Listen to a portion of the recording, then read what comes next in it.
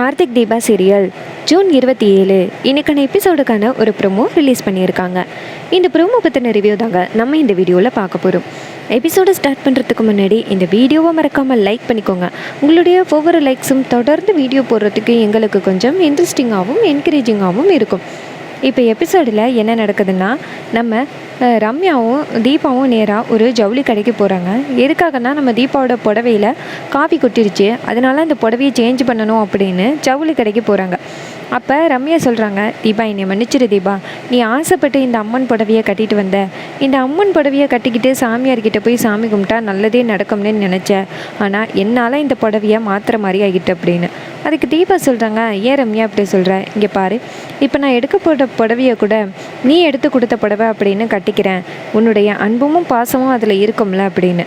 இது கேட்டுட்டு ரம்யா மனசில் யோசிக்கிறாங்க, அடியே தீபா, அதில் என்னுடைய வஞ்சகம் மட்டும்தாண்டி இருக்கும் அப்படின்னு ரம்யா மனசில் யோசிக்கிறாங்க. தீபா நேராக ஜவுளி கடைக்குள்ளே போயிட்டு நேராக அங்கே உள்ளவங்க கிட்ட, இங்கே ஒரு நல்ல சிகப்பு புடவையாக காமிங்க அப்படின்னு சொல்ல, அவங்களும் சரி மேடம் அப்படின்னு சொல்லிட்டு நிறைய சிகப்பு புடவைகளை எடுத்து காமிக்கிறாங்க. அப்போ ரம்யா சொல்கிறாங்க, தீபா ஏன் இந்த கலருக்குள்ளே புடவை எடுக்கிற, வேறு ஏதாவது கலரில் எடு அப்படின்னு. அப்போ தீபா சொல்கிறாங்க, அம்மனுக்கு உகந்தது சிகப்பு மஞ்சள் தானே, அதனால தான் நான் அந்த கலரில் புடவை எடுத்தேன் அப்படின்னு. உடனே ரம்யாவும் ஆமாம் நீ சொல்கிறது சரிதான் அப்படின்னு சொல்லிட்டு தீபாவுக்கு சிகப்பு கலர் புடவை எடுத்து நம்ம தீபாட்ட கொடுக்குறாங்க. தீபா வந்துட்டு நேராக ட்ரெஸ் சேஞ்சிங் ரூமுக்கு போயிட்டு ட்ரெஸ் சேஞ்ச் பண்ணிவிட்டு வெளியில் வராங்க. ஒரு பையில் அவங்க வச்சுருந்த அந்த அம்மன் புடவையை உள்ளார வச்சு எடுத்துகிட்டு வராங்க. அப்போ ரம்யா கேட்குறாங்க, தீபா இது என்ன அம்மன் புடவையா அப்படின்னு சொல்ல, அப்போ தீபா சொல்கிறாங்க, ஆமாம் கையில் வச்சுருக்கிறது அம்மன் புடவை தான், இதை நான் பத்திரமா வச்சுக்கணும், வீட்டுக்கு போயிட்டு துவைச்சி காய வச்சு மடித்து வச்சிடணும் அப்படின்னு. அதுக்கு ரம்யா கேட்குறாங்க, தீபா இதை நீ ஃபஸ்ட் டைம் கோயிலுக்கு கட்டிட்டு வரலாம் அப்படின்னு கட்டிட்டு வந்திருக்க, திடீர்னு இந்த புடவையில் வந்து காஃபி கொட்டிருச்சு, அதனால் எனக்கு என்னமோ அது அபசகுணம் மாதிரி தெரியுது, இந்த புடவை வேணாம் தீபா அப்படின்னு. அப்போ தீபா சொல்கிறாங்க, இல்லை ரம்யா, இந்த புடவையை வந்து என் அத்தை அன்பும் பாசத்தோடு எடுத்து கொடுத்தாங்க, அதனால இந்த புடவையை நான் கண்டிப்பாக மிஸ் பண்ண மாட்டேன் அப்படின்னு சொல்லிட்டு தீபா அந்த புடவையை எங்கேயும் வைக்க முடியாது அப்படின்னு சொல்லிட்டு எடுத்துகிட்டு வராங்க. இன்னொரு பக்கம் நம்ம ரம்யா என்ன பண்ணுறாங்கன்னா, மனசில் யோசிக்கிறாங்க, ச்சே இந்த புடவையை நம்ம எப்படியாவது வாங்கலான்னு பார்த்தா இவ ஒத்துக்கவே மாட்டேங்கிறாளே அப்படின்னு ரம்யா டென்ஷன் ஆகுறாங்க. நம்ம தீபா நேராக வந்துட்டு காருக்குள்ளே ஏறி உட்காந்துட்டு அந்த புடவையை பத்திரமா வைக்கிறாங்க. அப்போ ரம்யா சொல்கிறாங்க, தீபா சாரி தீபா அப்படின்னு. அப்போ தீபா சொல்கிறாங்க, பரவாயில்ல ரம்யா, நீ தெரியாமல் தானே காஃபி கொட்டின, தெரிஞ்சே நீ எப்படி கொட்டுவ, பரவாயில்ல நம்ம போயிட்டு அந்த சாமியாரை பார்ப்போம் அப்படின்னு சொல்கிறாங்க. அதுக்கு ரம்யாவும் சரி தீபா அப்படின்னு சொல்கிறாங்க. ரம்யா மனசில் யோசிக்கிறாங்க, அடியே தீபா, எப்படியா இருந்தாலும் இன்றைக்கி போயிட்டு அந்த சாமியாரை பார்க்கும் பொழுது அவன் நான் சொல்கிறத தான் உன்கிட்ட சொல்ல போகிறான், இதில் உனக்கு என்ன நடக்க போகுதுன்னு பாருடி, இன்னையோட உன்னைய நான் தலை மொழிகிட்டு நான் வீட்டுக்கு போயிட்டு கார்த்தியோட மனசில் இடம் பிடிச்சி நான் கார்த்தியை கல்யாணம் பண்ணிக்க போகிறேன் அப்படின்னு அந்த ரம்யா மனசில் யோசிக்கிறாங்க. அதுக்கப்புறமா நம்ம தீபா வந்துட்டு ரம்யாட்ட கேட்குறாங்க, அந்த சாமியாரோட பேர் என்ன அப்படின்னு. அப்போ ரம்யா சொல்கிறாங்க, அந்த சாமியாரோட பேர் என்னன்னு தெரில, ஆனால் எல்லாருமே குருஜின்னு தான் சொல்லுவாங்க, அவர் ரொம்ப ஃபேமஸான ஆளாம், நான் ஃபோன் பண்ணி கேட்கும் பொழுது அவரை அந்த அளவுக்கு என்னால் சுலபமாக காண்டாக்ட் பண்ண முடியலை, பல பேரோட காண்டாக்ட் போய் தான் நான் டக்குன்னு அவரை கண்டுபிடிச்சேன் அப்படின்னு. அதுக்கு தீபா சொல்கிறாங்க, தேங்க்ஸ் அம்மு, எனக்காக நீ இவ்வளோ பண்ணுற அப்படின்னு. அதுக்கு அம்மு சொல்கிறாங்க, தீபா உனக்காக நான் இதை கூட பண்ண மாட்டேனா அப்படின்னு. அப்போ தீபா சொல்கிறாங்க, இல்லை எல்லாருக்கும் தான் பெஸ்ட் ஃப்ரெண்டு இருக்காங்க, ஆனால் எனக்கு கிடைச்ச பெஸ்ட் ஃப்ரெண்டு மாதிரி யாருக்குமே கிடைக்க மாட்டாங்க, என் குடும்பத்தில் உள்ள பிரச்சனையை உன்னுடைய பிரச்சனையாக நீ கையில் எடுத்து பார்க்குறது எனக்கு ரொம்ப சந்தோஷமாக இருக்குது அப்படின்னு. அதுக்கு அம்மு சொல்கிறாங்க, தீபா உன் குடும்பம் என்ன என் குடும்பம் என்ன, உன் குடும்பமும் என் குடும்பம் மாதிரி தான் அப்படின்னு ரம்யா சொல்கிறாங்க. ரம்யா சொன்னதுக்கான அர்த்தம் வஞ்சகம் வேறு. இன்னொரு பக்கம் தீபா சொல்கிறாங்க, ரொம்ப நன்றி ரம்யா அப்படின்னு. அதுக்கப்புறம் ரெண்டு பேரும் பேசிகிட்டே இருக்கும் பொழுதே அந்த ஆசிரமம் வந்துடுது. அப்போ ரம்யா சொல்கிறாங்க, தீபா ஆசிரமம் வந்துட்டு அப்படின்னு. தீபாவும் சரி அப்படின்னு சொல்லிட்டு காரை விட்டு இறங்குறாங்க. காரை விட்டு இறங்கி அந்த ஆசிரமத்தை பார்த்தா ரொம்ப பெரிய ஆசிரமம் இருக்குது. நம்ம தீபா சொல்கிறாங்க, சரியான பெரிய ஆசிரமம் தான், இவர் சரியான ஃபேமஸான ஆள் தான் அப்படின்னு. அப்போ ரம்யா சொல்கிறாங்க, ஆமாம் ஃபேமஸான ஆள் தான் அப்படின்னு. அப்போ அங்கே ரெண்டு லேடி நடந்து போகிறாங்க. என்ன சொல்லிட்டு போகிறாங்கன்னா, இவரை பார்த்த பிறகு தான் என் குடும்பத்தில் உள்ள பிரச்சனையெல்லாம் தீஞ்சிச்சு, இன்றைக்கி நான் இவரை பார்த்துட்டு போனதோட என் குடும்பத்தில் உள்ள பிரச்சனையெல்லாம் இன்னுமே சரியாகும்னு எனக்கு நம்பிக்கை இருக்குது அப்படின்னு சொல்லிட்டு பேசிக்கிட்டே போகிறாங்க. அப்போ ரம்யா சொல்கிறாங்க, பாத்தியா தேவா, இவரை பார்த்துட்டு போனதோட பிரச்சனையெல்லாம் சரியாக்கிட்டுன்னு பேசிட்டு போகிறாங்க, கண்டிப்பாக வந்துட்டு நமக்கு பாசிட்டிவான ஒரு வைப்ஸ் தான் கிடைக்கும் அப்படின்னு சொல்ல, தீபா சொல்கிறாங்க, இங்கே வந்ததோட எங்கள் அத்தைக்கு பாதி குணமான மாதிரி எனக்கு மனசுக்கு நிம்மதியாக இருக்குது அப்படின்னு சொல்கிறாங்க. இதை கேட்டுட்டு ரம்யாவும் சரி தீபா வா அப்படின்னு சொல்லிட்டு நேராக உள்ளார போகிறாங்க. அங்கே போயிட்டு நேராக குருஜியை பார்க்குறாங்க. குருஜி வந்துட்டு தீபாவையும் ரம்யாவையும் உட்கார சொல்கிறாங்க. 2 பேரும் உட்காடுறாங்க. அப்போ குருஜி சொல்கிறாரு, இங்கே பாருமா, உனக்கு என்ன பிரச்சனைன்னு எனக்கு தெரியும் அப்படின்னு. அப்போ தீபா கேட்குறாங்க, ஐயா எனக்கு என்ன பிரச்சனைன்னு உங்களுக்கு எப்படி தெரியும் அப்படின்னு. அதுக்கு சாமியார் சொல்கிறாரு, இங்கே பாரு, உங்களுடைய பிரச்சனைகள் என்னென்னு நான் பார்க்குறது மட்டும்தானே என்னுடைய வேலை. உங்களுடைய பிரச்சனைகளை நான் சுலபமாக தீர்த்துருவேன், நீ எதுக்கும் கவலைப்படாத அப்படின்னு. அப்போ தீபா சொல்கிறாங்க, ஐயா என் பிரச்சனை என்னென்னா அப்படின்னு. அப்போ குருஜி சொல்கிறாரு, இங்கே பாரு, உன் அத்தையோட உடம்புல 3 தோட்டாப்பட்டிருக்கு. உங்கள் அத்தையோட உயிர் ஹாஸ்பிட்டலில் உயிருக்கு போராடிக்கிட்டு இருக்கு. எந்த நேரத்தில் என்ன வேணும்னாலும் நடக்கலான்னு டாக்டர் சொல்லியிருக்காங்க. அதை கேட்டுட்டு மனசு வெறுத்து போய் தான் நீ வந்துட்டு பரிகாரம் பண்ணணும்னு வந்திருக்க சரியா அப்படின்னு. அதுக்கு தீபா சொல்கிறாங்க, ஆமாம் ஐயா, எங்கள் அத்தையை காப்பாற்றணும், அதுக்காக தான் நான் ஒரு நல்ல பரிகாரமாக செய்கிறதுக்கு வந்திருக்கேன் அப்படின்னு. அதுக்கு குருஜி சொல்கிறாரு, இங்கே பாரு, நீ பரிகாரம்னா சாதாரண பரிகாரம் கிடையாது. நீ ஒரு உயிரை காப்பாற்றுறதுக்காக தான் பரிகாரம் பண்ணணும்னு வந்திருக்க. அதனால பரிகாரமும் ரொம்ப கடுமையாக இருக்கும் அப்படின்னு.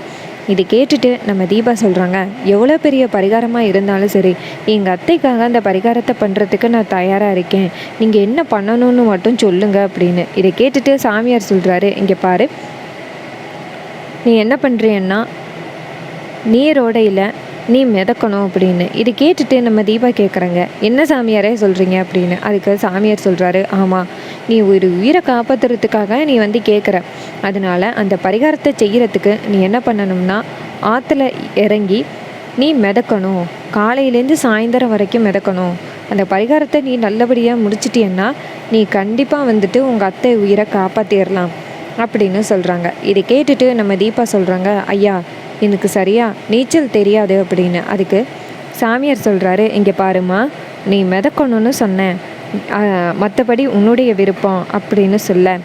நம்ம தீபா சொல்கிறாங்க, எங்கள் அத்தைக்காக நான் கண்டிப்பாக இதை பண்ணுவேன் அப்படின்னு. அப்போ ரம்யா சொல்கிறாங்க, தீபா உனக்கு நீச்சல் தெரியாதுன்னு சொல்கிற, அப்புறம் எப்படி தீபா நீ அதை ஒத்துக்க முடியும் அப்படின்னு. அப்போ தீபா சொல்கிறாங்க, அம்மு, என் அத்தையோட உயிரை காப்பாற்றுறதுல மட்டும்தான் என்னுடைய கவனம் இருக்குது.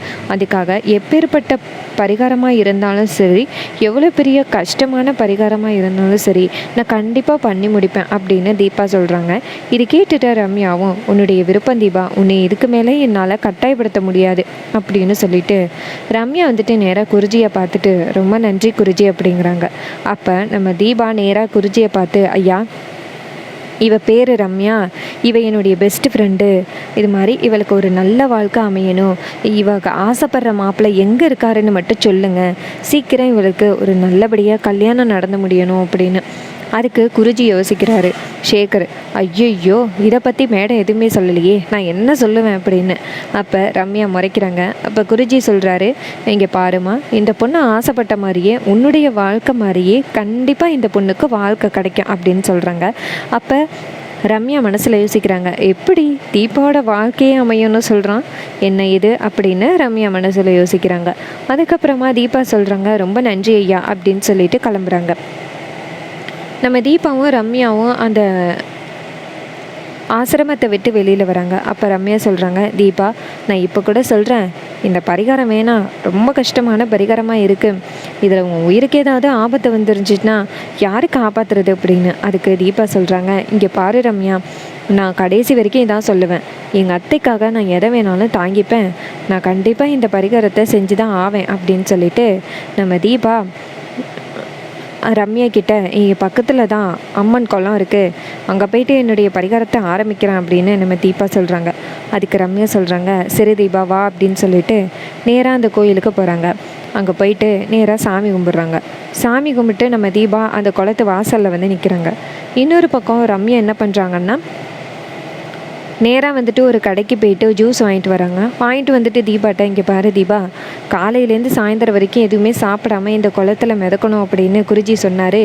நீ எதுவுமே சாப்பிடாம கண்டிப்பாக இந்த குளத்தில் உன்னால் மிதக்க முடியாது, அதனால் ஜூஸ் வாங்கிட்டு வந்திருக்கேன் குடி அப்படின்னு. அதுக்கு தீபா சொல்கிறாங்க, இல்லை ரம்யா எனக்கு எதுவும் வேணாம் அப்படின்னு. அதுக்கு ரம்யா சொல்கிறாங்க, இங்கே பாரு, காலையில் காஃபி கொண்டாந்து கொடுத்தேன், ஆனால் அந்த காஃபி கீழே கொட்டினதுனால 2 பேருமே காஃபி குடிக்கலை, அதனால் தயவு செஞ்சு இந்த ஜூஸாவது எப்படியாவது குடி அப்படின்ட்டு ரம்யா அந்த ஜூஸை கொடுக்குறாங்க. ரம்யா அந்த ஜூஸில் என்ன கலந்துருக்காங்கன்னா மயக்க மருந்தை கலந்துருக்காங்க. இது நம்ம தீபாவுக்கு சுத்தமாக தெரியாது. அந்த மயக்க மருந்து கொஞ்சம் கொஞ்சமாக தான் வேலை செய்ய ஆரம்பிக்கும், உடனே வேலை செய்ய ஆரம்பிக்காது. நம்ம தீபா வந்து அந்த ஜூஸை குடிக்கிறாங்க. குடிச்சிட்டு, தேங்க்ஸ் ரம்யா, எங்கள் அம்மாவோட ஸ்தானத்தில் இருந்து நீ என்னை நல்லபடியாக பார்த்துக்கிறேன் அப்படின்னு. அதுக்கு ரம்யா சொல்கிறாங்க, இந்த பரிகாரம் நல்லபடியாக முடியட்டும், அதுதான் நமக்கு தேவை அப்படின்னு. அதுக்கு தீபா சொல்கிறாங்க, கண்டிப்பாக இந்த பரிகாரம் நல்லபடியாக முடியும், நீ என் பக்கத்தில் இருக்கும் பொழுது எனக்கு என்ன ரம்யா கவலை அப்படின்னு சொல்கிறாங்க. தீபா வந்து குளத்துக்குள்ளே இறங்குறாங்க. தீபா குளத்துக்குள்ளே இறங்கினதோட ரம்யா சந்தோஷப்பட ஆரம்பிக்கிறாங்க. நம்ம தீபா குளத்துக்குள்ளே இறங்கிட்டு நீச்சல் அடிக்க தெரியாது நம்ம தீபாவுக்கு, ஆனால் மிதக்க ஆரம்பிக்கிறாங்க. நம்ம தீபா மிதக்க ஆரம்பித்ததோட ரம்யா நினைக்கிறாங்க, தீபா காலையிலேருந்து சாயந்தரம் வரைக்கும் கண்டிப்பாக உன்னால் மிதக்க முடியாதுரி, நீ சாக போகிற அப்படின்னு ரம்யா ரொம்ப சந்தோஷப்படுறாங்க. இன்னொரு பக்கம் நம்ம தீபா குளத்தில் இறங்கி மிதக்க ஆரம்பிக்கிறாங்க. நம்ம ரம்யா வந்துட்டு அந்த படியிலே உட்காந்துருக்காங்க. அப்போ ரம்யா நினைக்கிறாங்க, கண்டிப்பாக தீபா வந்து நம்மளை பார்க்குறதுக்கு வாய்ப்பே கிடையாது, நம்ம இந்த இடத்துலேருந்து எஸ்கேப் ஆகிடுவோம் அப்படின்னு ரம்யா அந்த இடத்துலேருந்து கிளம்புறாங்க. இன்னொரு பக்கம் நம்ம தீபா வந்துட்டு ரம்யா பக்கத்துலேயே தான் இருக்காங்க அப்படிங்கிற ஒரு நம்பிக்கையில் நம்ம தீபா மிதந்துக்கிட்டு இருக்காங்க. அப்போ நம்ம தீபாவுக்கு லைட்டாக அப்படியே மயக்கம் வர ஆரம்பிக்குது. நம்ம தீபா வந்துட்டு, என்ன இது அப்படியே தலை சுத்தலாக இருக்குது, ஒரு வேளை வெயில் அதிகம் இருக்கிறதுனால இப்படி இருக்கும் அப்படின்னு தீபா யோசிக்கிறாங்க. தீபா யோசிச்சுட்டே இருக்கும் பொழுது தீபாவுக்கு ரொம்ப மயக்கம் வர ஆரம்பிக்குது. இன்னொரு பக்கம் நம்ம கார்த்திக்கு திடீர்னு பதட்டமாக இருக்குது. கார்த்தி வந்துட்டு, என்ன இது நமக்கு ஒரே பதட்டமாக இருக்குது அப்படின்ட்டு கார்த்தி போயிட்டு ஹாஸ்பிட்டலில் தண்ணியை குடிச்சிட்டு வந்து நிற்கிறாரு. அப்போ டாக்டர் வெளியில் வந்து சொல்கிறாங்க, கார்த்தி இது மாதிரி உங்களை மேடம் பார்க்கணுன்னு சொன்னாங்க அப்படின்னு. அப்போ டாக்டர்கிட்ட கார்த்தி கேட்குறாரு, எங்கள் அம்மாவுக்கு சரியாகிட்டான், ஆப்ரேஷன் சக்ஸஸ்ஃபுல்லாக முடிஞ்சிட்டா அப்படின்னு. அப்போ டாக்டர் சொல்கிறாரு, கார்த்தி இது பெரிய மேஜிக் தான், உங்கள் அம்மாவுக்கு வந்துட்டு ஆப்ரேஷன் சக்ஸஸ்ஃபுல்லாக நடந்து முடிஞ்சிருச்சு, நாங்கள் எல்லாருமே ரொம்ப பதட்டத்திலேயே இருந்தோம், ஆனால் நாங்கள் நினச்ச மாதிரி அந்த ஆப்ரேஷன் கஷ்டமாலாம் இல்லை, ரொம்ப ஈஸியாக முடிஞ்சிட்டு, உங்கள் அம்மாவுக்கு இதுக்கப்புறம் எந்த பிரச்சனையும் இல்லை, நீங்கள் போயிட்டு உங்கள் அம்மாவை பார்க்கலாம் அப்படின்னு சொல்ல கார்த்தி ரொம்ப நிம்மதியாக போயிட்டு அவங்க அம்மாவை பார்க்குறாங்க. வெளியில் மீனாட்சி, அருண், ஆனந்த் எல்லோரும் நிற்கிறாங்க. கார்த்தி போயிட்டு நேராக அபிராமியோட கையை பிடிச்சி அம்மா அப்படின்னு சொல்ல அபிராமி நேராக கார்த்தியை பார்த்து கார்த்தி அப்படின்னு சொல்ல கார்த்தி சொல்கிறாரு, அம்மா உங்களுக்கு இனிமேல் எந்த பிரச்சனையும் இல்லைம்மா, டாக்டர் எல்லாருமே உங்களுக்கு எந்த பிரச்சனையும் இல்லைன்னு சொல்லிட்டாங்க அப்படின்னு. அப்போ அபிராமி நேராக கார்த்தி பக்கத்தில் எங்கே பார்த்தாலும் பார்த்துட்டு, கார்த்தி தீபா எங்கப்பா அப்படின்னு கேட்க கார்த்தி சொல்கிறாரு, அம்மா தீபா வீடு வரைக்கும் போயிருக்காங்க, இப்போ வந்துடுவாங்க அப்படின்னு. அதுக்கு அபிராமி சொல்கிறாங்க, கார்த்தி எனக்கு என்னமோ ரொம்ப பதட்டமாக இருக்குப்பா, என் மருமக தீபாவை நான் இப்போ பார்த்தே ஆகணும் அப்படின்னு. அப்போ கார்த்தி சொல்கிறாரு, அம்மா நான் உடனே தீபாவை போய் கூட்டிகிட்டு வரேம்மா அப்படின்னு. அபிராமியும் சரிப்பா, எங்கப்பா ஆனந்த் அருண் என்னாலும் அப்படின்னு. அப்போ கார்த்தி வெளியில் வந்துட்டு நேராக ஆனந்த் அருண் எல்லாரையும் கூப்பிடுறாங்க. எல்லாரும் வந்து அபிராமியை பார்க்குறாங்க. அப்போ ஆனந்த் நேராக அபிராமியோட கையை பிடிச்சி, அம்மா நீங்கள் எவ்வளோ சொன்னீங்க, நான் சுத்தமாக கேட்காம அந்த ரியாவை முழுசாக நம்பிட்டேன், அந்த ரியா எனக்கு முழு துரோகம் பண்ணிட்டா, என்னை மன்னிச்சிருங்கம்மா அப்படின்னு. அதுக்கு அபிராமி சொல்கிறாங்க, இங்கே பாருப்பா, இப்போயாவது புரிஞ்சுக்கிட்டியே, இனிமேலாவது நீ மீனாட்சி கூட சேர்ந்து சந்தோஷமாக வாழு அப்படின்னு. அதுக்கு ஆனந்த் சொல்கிறாரு, இங்கே பாருமா, இதுக்கப்புறம் எங்கள் 2 பேரோட உறவை யாராலையும் பிரிக்க முடியாது, ஏதோ புத்தி கேட்டு போய் அப்படி பண்ணிட்டேன், இனிமேல் அந்த மாதிரி ஒரு தப்பை நான் என் வாழ்க்கையில் பண்ணவே மாட்டேம்மா, என்னால் தானம்மா உங்களுக்கு இந்த ஒரு பிரச்சனை, என்னை மன்னிச்சிருங்கம்மா அப்படின்ட்டு ஆனந்த் அழுகுறாரு. அப்போ அபிராமி சொல்கிறாங்க, இங்கே பாருப்பா ஆனந்த், அழுகாத, நீ திருந்திட்டியல்ல அதுவே போதும், நீயும் மீனாட்சியும் சந்தோஷமாக இருக்கணும் இனிமே அப்படின்னு. அப்போ அபிராமி நேராக மீனாட்சியை பார்த்து, அம்மா உன் வாழ்க்கையை உன் கையில் ஒப்படைச்சிட்டேன் அப்படின்னு. அப்போ மீனாட்சி சொல்கிறாங்க, அத்தை என் வாழ்க்கையை காப்பாற்றணும் அப்படின்னு தானே உங்கள் வாழ்க்கை இப்படி ஆகிருச்சு அப்படின்னு.